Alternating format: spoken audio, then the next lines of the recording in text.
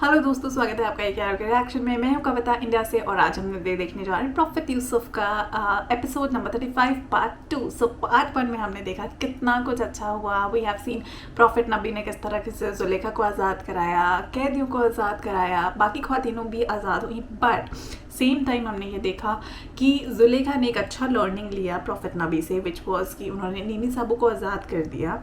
वहीं दूसरी ओर जो बिहेवियर मुझे पर्सनली एज अ वुमन भी नहीं पसंद आया, जैसे कि मैंने अपने लास्ट पार्ट में भी मेंशन करा था कि बीइंग अ वुमन जिस तरह का सेंटेंस, जिस तरह का बिहेवियर उन्होंने पुतिफार के साथ करा, दैट वाज रियली रॉन्ग। वो नहीं अप्लाई होता एक वुमन पे। एंड बीइंग मैरिड, उसके अलावा इस तरह से कहना खुले वो कहीं ना कहीं वो गिल्ट मुझे दिखाई नहीं दिया जुलेखा के अंदर। एंड सेकेंडली हमें बहुत अच्छी लर्निंग भी मिली कि आप देखिए लाइफ में कभी भी गलती करते हैं ना, अगर वो काम गलत है तो आपको उसकी भरपाई डेफिनेटली करनी पड़ेगी। तो ये इंपॉर्टेंट सीख है। लाइक पुतिफार एंड जुलेखा ने जो गलत काम 10 साल पहले किया था, उसकी भरपाई भले ही थोड़ी प्रॉब्लम्स के साथ नबी को मिली, बट भरपाई कहीं ना कहीं हो गई। आज पुतिफार के पास ओहदा भी नहीं है, हेल्थ से भी वो जा रहे हैं, उनकी फैमिली तबाह हो चुकी है। जहाँ वो पहले कितने खुश हुआ करते थे, जो उनकी रेपुटेशन होती थी, सब कुछ खाक में मिल चुका है। So this is a real example that we should all learn from the series. और काफ़ी इंटरेस्टिंग है। सो बने रहिए मेरे साथ और आइए शुरू करते हैं इसका एपिसोड नंबर 35 पार्ट 2।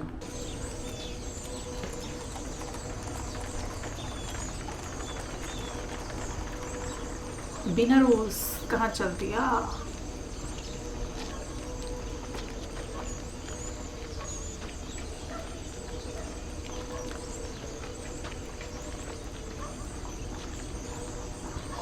मोहब्बिर,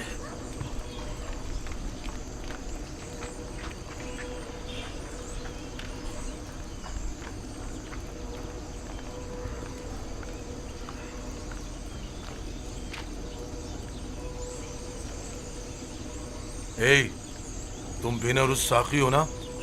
साकी अमुन हो तब। और तुम भी यकीनन नैनीफर हो। मैंने ठीक पहचाना ना? तुम्हारे दोस्त यूसार सिप की क्या खबर है? ठीक है, तुम्हें उससे क्या काम है? मुझे उससे बहुत जरूरी काम है। उससे मिलने को बहुत दिल चाह रहा है।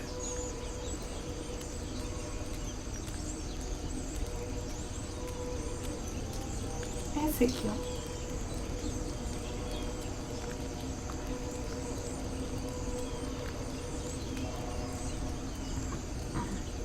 कहाँ था? कहाँ कहाँ से मिला ये?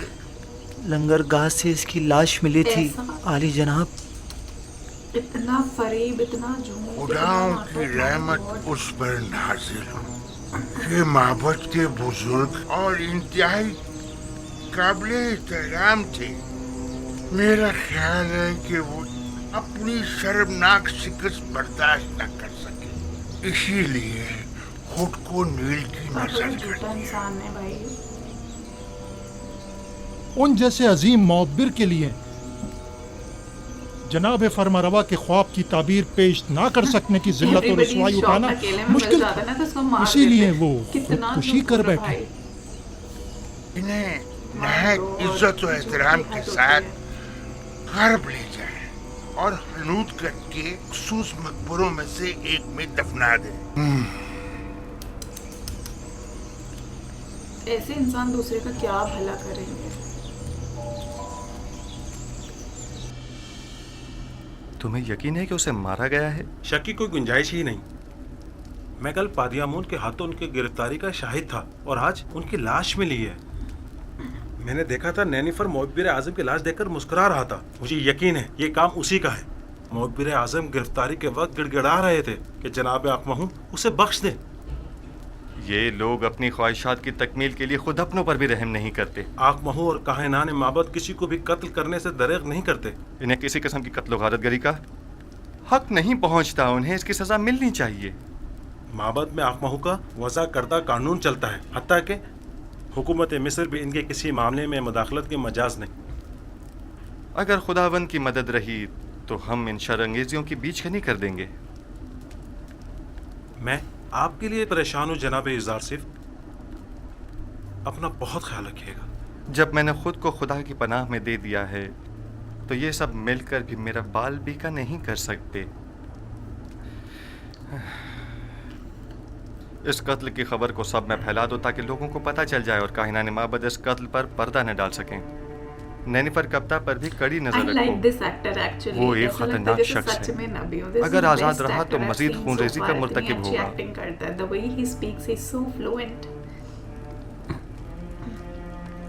इनका नाम आप लोग मुझे बता सकते हैं सजेस्ट करके? Who is this actor please? हाँ, एक बात तो मैं बताना भूल ही गया अली जनाब। चंद रोज पहले एक परेशान हाल शख्स जो गालिबन मिस्री नहीं था, वो आपके मुतालिक मुझसे पूछ रहा था। उसने अपना नाम नहीं बताया? क्यों नहीं, मेरा ख्याल है मालिक। हाँ, मालिक। मालिक इब्ने जार तो नहीं था? बिल्कुल, मालिक इब्ने जार, दुरुस्त फरमाया आपने, वही था। ये कैसे मुमकिन है? वो कह रहा था कि वो पिछले 20 सालों से आपकी तलाश में है। ठीक कहा उन्होंने। उन्हें तलाश करो और जहां भी मिले उन्हें बसद एहतराम लेकर मेरे पास आओ। इताअत आली जनाब, इताअत।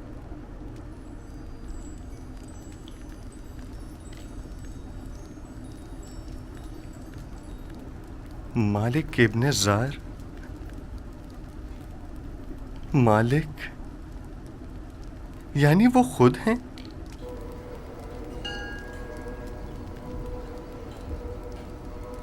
अब तो कितने कम लोग हमें चाहिए कि हम युजारसीफ की मावनत करने वालों की राह में हायल हो जाए।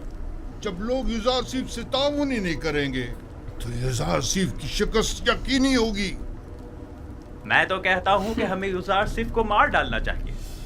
अगर हमने युजारसीफ को नहीं मारा तो वो माबद के खिलाफ एक ऐसी अजीम कुव्वत बनकर उभरेगा कि फिर हम किसी तौर भी उसकी तरक्की और कामयाबी की राह में हायल नहीं हो सकेंगे। ये कोई इतना बड़ा मसला नहीं है। हमें एक ताबीर ख्वाब को इतनी अहमियत नहीं देनी चाहिए। हमें खुद युजारसीफ को बढ़ा चढ़ाकर लोगों के सामने पेश नहीं करना चाहिए। जो खबरें मुझ तक पहुंची उनके मुताबिक हमारी शिकस्त का वाकया तमाम लोगों की गुफ्तगू का मौजू बना हुआ है। अब अगर हम खामोश बैठे रहे तो लोग हमारे खिलाफ उठ खड़े होंगे। कल युजारसीफ के लिए मरासिम ज़री का इनेकाद किया जाएगा, लिहाजा लोगों के दरमियान फैल जाओ और युजारसीफ जो खिताब लोगों से करे उसके मुतालिक लोगों को शक व शुबे में मुब्तला करो और उस पर कायम लोगों के एतमाद को कमजोर करो। वरना जैसा कि आपकी ने कहा, यकीनन वो नाकाबिले शिकस्त हो जाएगा। मैंने सालों कसरे पूतीफार में उसके साथ जिंदगी गुजारी। अगरचे उस वक्त वो अपने खुदा के मुतालिक खुल्लम खुल्ला कुछ नहीं कहता था, तब भी सब उसे और उसके खुदा को पसंद करते थे और उसकी खातिर माबद में भी कम आया करते थे और आमून की खिदमत में नजराने चढ़ाने भी कम कर दिए थे। ठीक है, जाएं और कल की रसूमात के लिए तैयारी करें।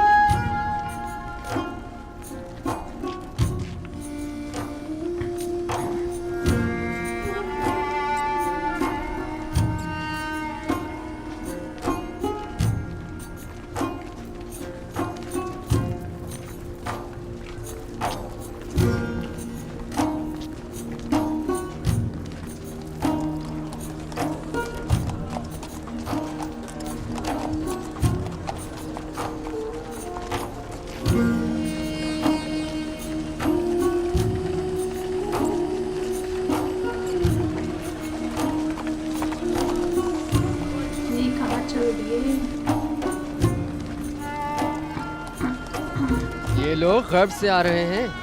आमून होतब सोम की तदफीन के लिए गए हुए थे। हाँ, उन्हें मरे और हुनूद हुए 40 रोज गुजर चुके हैं और आज उनकी तदफीन है। मुझे तो फरमा रवा आमुन होतब चाहरुम बहुत पसंद है। सुना है वो जंग और खूनरेजी के बड़े खिलाफ हैं। मैं उन्हें पसंद नहीं करता क्योंकि वो आमून पर ईमान नहीं रखते। तो सही है, नहीं रखते, सबका अपना ईमान होता है। आमून होतब चहारुम नहायत मेहरबान और रहम दिल है। उम्मीद है कि ये गरीबों को हम पर तरजीह नहीं देंगे।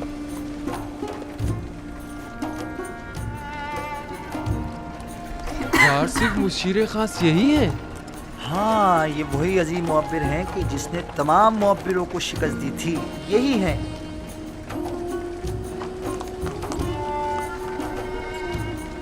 कितने हसीन और दिलनशीन हैं और कितने मेहरबान और रहमदिल मालूम होते हैं।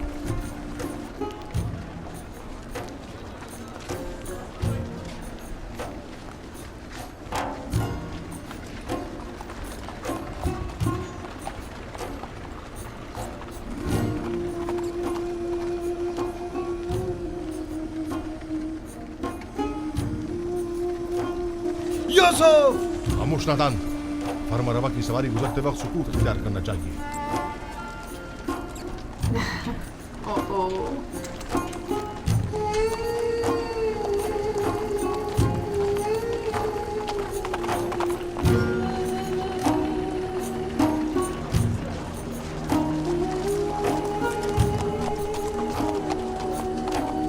भाई अगर यूज़र सीफ प्रॉफिट नबी जब जाएंगे तो मोहब्बत वाले लोग क्या बोलेंगे, आमून वाले क्या वो एक्सेप्ट करेंगे?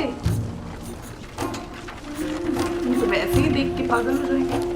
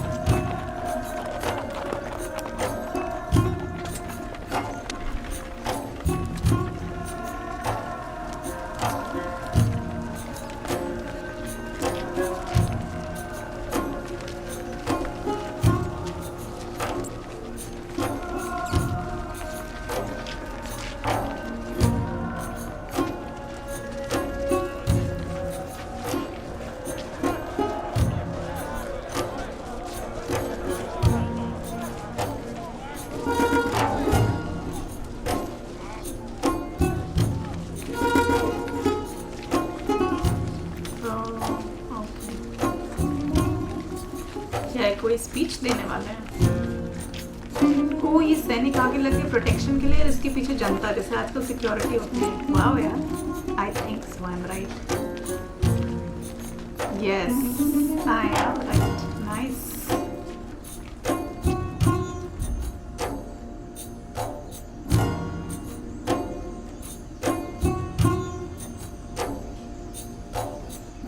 मैं आमून होतब चहारुम फरमा रवाए मिस्र आज युजासीफ हकीम जो इल्म तावील ख्वाब में यद तूला रखते हैं और ताबीर ख्वाब में जिनका कोई सानी नहीं, हम इन्हें बतौर मुशीर खास और वजीर ज़राअत मिस्र मुंतखब करते हैं। so nice. और इन्हें आज very nice. मिस्र के आला तरीन मकाम यानी मकाम ज़नी से नवाजते हैं। So good. ओ जुलेखा भी है। God. My goodness, सच में नबी डिजर्व करते हैं।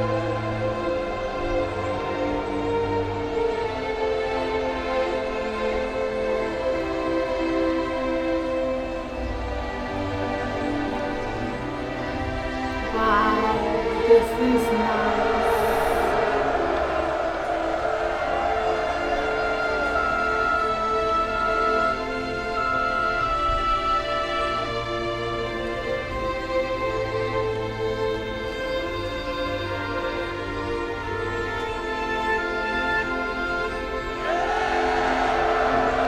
Yeah.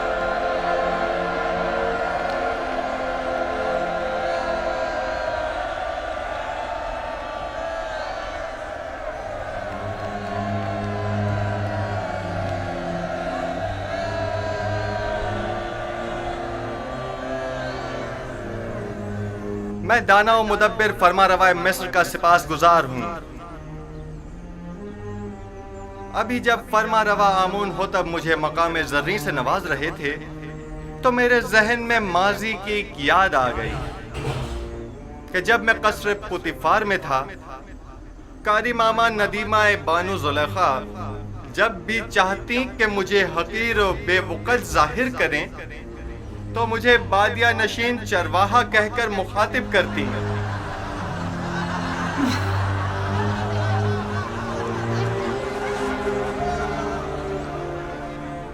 आज जिस वक्त जनाब फरमारवा ने मुझे वजीर खजाना और वजीर ज़रात मिस्र के ओहदे पर फाइज किया तो मैंने खुद से सवाल किया कि भला एक बादिया नशीन चरवाहा इस अजीम जिम्मेदारी से क्यों कर ओहदा बरा हो सकता है।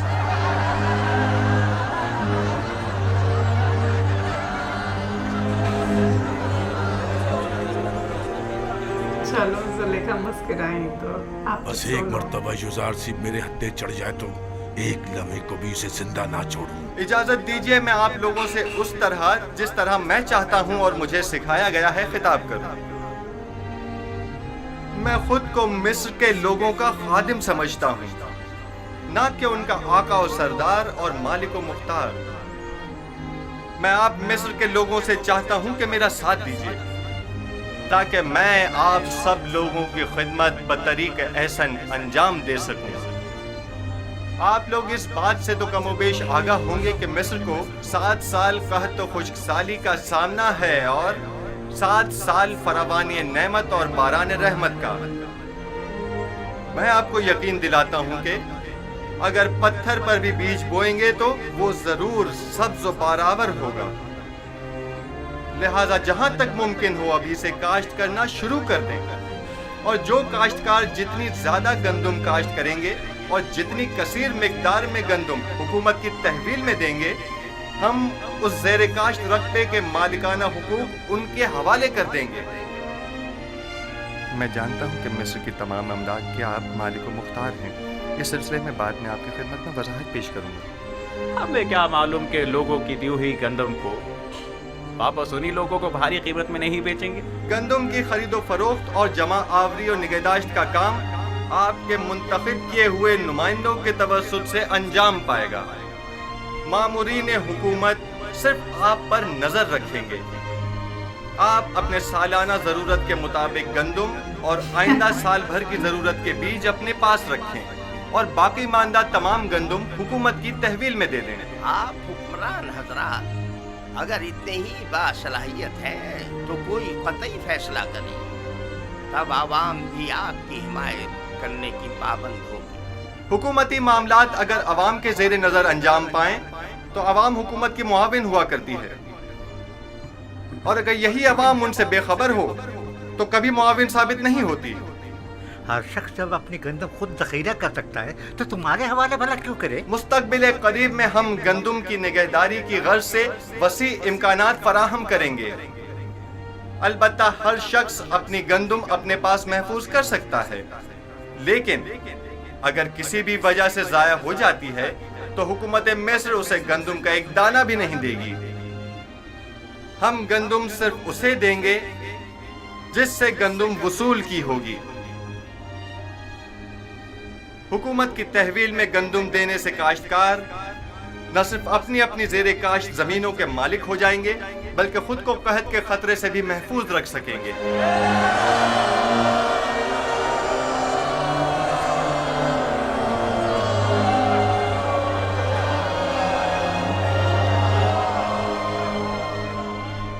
ये क्या मजाक है?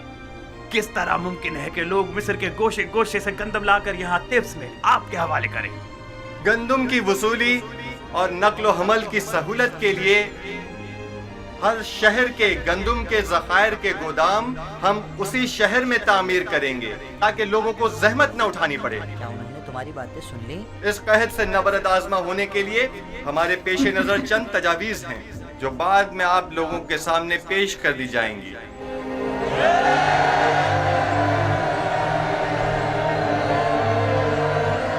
वाओ, कितना बढ़िया सॉल्यूशन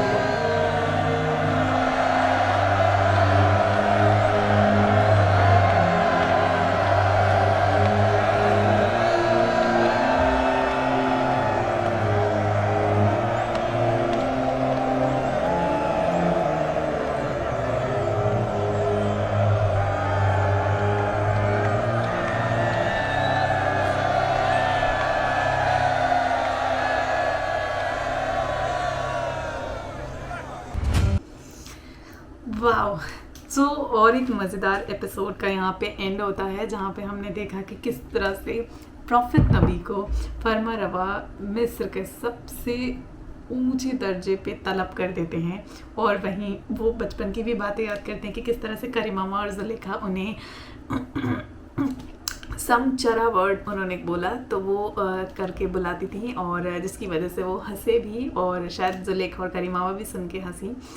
और फाइनली आज वो इस मुकाम पे, इस ओहदे पे पहुंच चुके हैं जहाँ पे अब वो पूरे मिस्र को बेसिकली रिप्रेजेंट कहीं ना कहीं कर रहे हैं, और हाईएस्ट अवार्ड उन्हें मिस्र की तरफ से दिया गया, अगर मैं नॉर्मल लैंग्वेज में बात करूँ तो। बहुत इंटरेस्टिंग है, पूरी जनता खुश है, पूरी आवाम खुश है। आमून का तो धीरे धीरे पत्ता कटने वाला है, नेनिफर अपनी हरकतों से सुधर नहीं रहा है, और फरमा रवा मुझे लगता है कहीं ना कहीं बहुत सक्सेसफुल राजा रहे होंगे अपने टाइम पे, क्योंकि मैं देखती हूँ कि जिसका सलाहकार खुद नबी हो वो तो अपने टाइम पे आई एम श्योर क्या क्या फ़ैसले लेते होंगे, और उनके हर फैसले सही साबित होंगे। तो लाइफ में ना ये नॉर्मल लाइफ में भी आई थिंक अप्लाई करना चाहिए कि जो भी आपका जो सोल्यूशन प्रोवाइडर है ना, वो हमेशा ऐसा होना चाहिए जो आपको प्रॉब्लम्स के सोल्यूशन के साथ कैसे उसे इम्प्लीमेंट करना है वो भी बताए। तो जब भी आप किसी से सलाह लें, मशवरा लें, उस इंसान के पास जाइए जो आपको कैसे, अगर आपको नहीं समझ आ रहा तो कैसे करते हैं वो भी एक्सप्लेन करे, रहते देन कुछ भी ऐसे आउट ऑफ द बॉक्स बताने से एंड आप उस पर रिएक्ट करें या आप खुद सोचें। सो पहली बात तो आप खुद सोचने की क्षमता रखें। अगर कहीं मुसीबत आती तो उस इंसान के पास जाएं जो आपको लगता है कि वो सही बताएगा और कैसे करते हैं वो भी बताएगा। सो आई थिंक ये और एक लर्निंग मिली, बट आई थिंक रोली सारे एपिसोड इतने अच्छे होते जा रहे हैं कि मैं तो सच में रोक नहीं पा रही हूँ, और अब बहुत सारी लंबी छुट्टियाँ पड़ी हुई हैं। So like I said I am getting comments, मैं कोई एपिसोड कोई सीरीज़ नहीं छोड़ूंगी। आई रिएक्ट ऑन मोहम्मद सबके हैं, आई रिएक्ट ऑन खालिद बिन वालिद के, और आप मुख्तार नामा, जितनी सीरीज़ आप सजेस्ट करें मैं कोई बीच में नहीं छोड़ूंगी, मैं सबकी रिक्वेस्ट पूरी करूँगी। थोड़ा मुझे टाइम लग सकता है रोली, बिकॉज अभी क्योंकि वेदर ऐसा है, होली है, तो शायद उस वजह से issues हो गए थे, but right now I'm okay, fine, and I will complete all your requests, all your episodes.